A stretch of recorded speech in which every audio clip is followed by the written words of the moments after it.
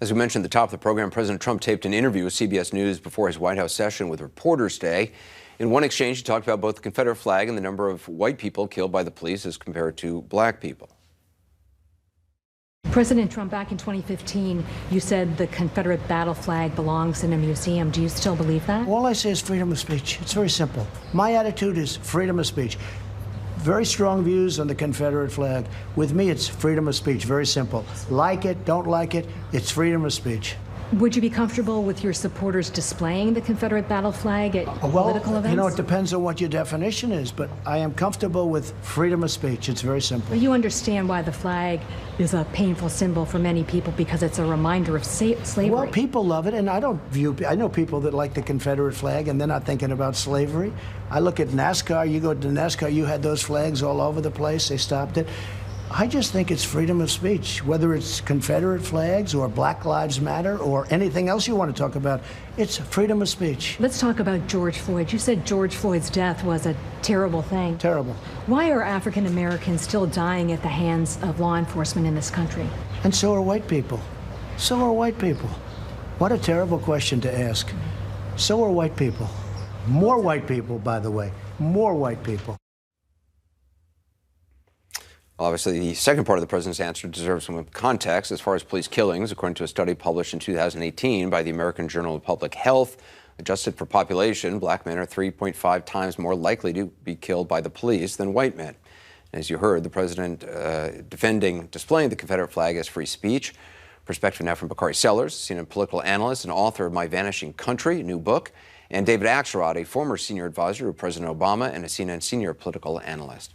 Bakari, when the President of the United States goes on national TV giving misleading information about police violence against black people in this country, making excuses for Confederate flags, I mean, I guess none of it is surprising. None of it is surprising, but I mean, I think that the question we have to ask ourselves is how far have we come? And I think that's a question that the country literally has to sit back and ask themselves. How far have we come and where do we go from here? Those are two very simplistic questions, but when you hear the President of the United States and you hear his resolve to come down on the side and the legacy of white supremacy, I mean, the President is a white supremacist, you have to firmly believe that we have so far to go. And this is not new, and I don't want people to get outraged simply over the President's statement. He is hearkening back on a time of leadership like George Wallace, like Lester Maddox, like Bull Connor. He's going back to a time of Medgar Evers and Jimmy Lee Jackson and Goodman, Schwerner, and Cheney. And what the president doesn't understand is the history of this country. I firmly believe that the ignorance that the President of the United States displays and articulates day in and day out, it adds gasoline to the fire because his followers, there's 35% of the country that still adheres to absolutely everything he says. The president is a danger. He truly is a danger. And what people, and I firmly believe this, and people are going to chastise Bakari, me. what if though? Go ahead. Bakari, what though if the president actually, he doesn't read history, but you said he doesn't understand the history. What if he does understand the history and he's doing it because he understands the history? I mean, that's also a possibility, isn't it? I mean, it's a sickening possibility. Yeah, I don't give him that much credit. I mean, I believe the president to be racist. I believe the president to be a white supremacist. I do not believe that he is the architect of trying to espouse these racial ideologies and racial supremacist ideologies forward. I just think he's in this moment. He's using racism as a political currency. I think people around him, the Stephen Millers of the world, may be more like what you're talking about. But regardless, what I'm attempting to say is that this did not start with Donald Trump, and it's not going to end when he is rooted out of the White House. This is the underbelly of the United States of America, and this is something that we have to have a reckoning with, that we are having a reckoning with, and people have to understand that. David, I mean, it certainly seems like the president understands this is the underbelly of America and is very happy to play into it and play with it for his own ends.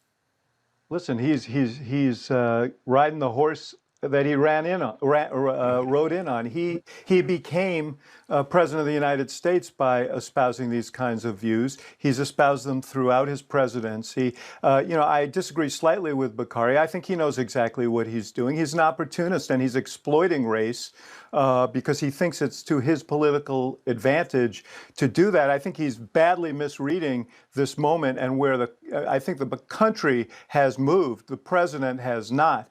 And if you look at polling, you see that overwhelming majority of Americans suggest that they feel he's off on this. They don't want to see the president of the United States pouring gasoline on the fire. And you can see it particularly in these suburban areas that he carried 4 years ago, where he's now losing by double digits. And this is part of the reason why people are uncomfortable with this tactic. But he believes that there is this, what he calls the silent majority, a term that we heard back 50 years ago, that support this kind of ideology, that support this sort of white supremacist rhetoric, and stand up for the Confederate flag, and that they will take him back to the White House. I'm sure he believes that. I want to play something from Mary Trump's first interview that she spoke to ABC about the president. Let's listen. April 2017, I'm going to end where I began. Sure.